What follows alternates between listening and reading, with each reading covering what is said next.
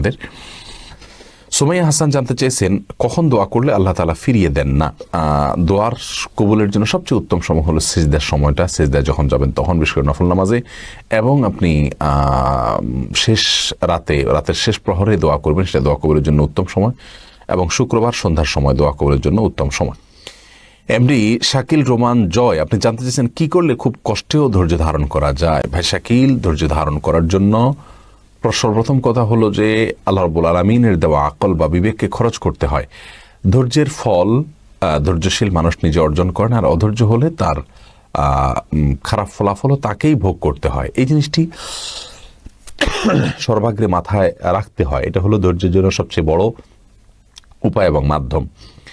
এরপরে কথা হলো যে ধৈর্য ধারণ করার জন্য সবরকারী যারা ধৈর্যশীল মানুষ আছেন তাদের সান্নিধ্যে থাকলে, তাদের সাথে উঠা বসা করলে, তাদের সঙ্গে সম্পর্ক করলে, তাদেরকে দেখলে আপনার ভেতরে ধৈর্য আসবে ইনশাআল্লাহ। সেই সাথে আল্লাহ রাব্বুল আলামিনের কাছে দোয়াও করতে হবে, আল্লাহ যেন সবর এবং ধৈর্যতা দান করেন। অধৈর্য হওয়ার পরিণতি কি সেটা কথা বেশি বেশি কল্পনা করা।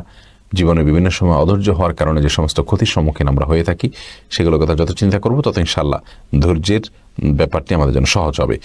নাজমুল হাসান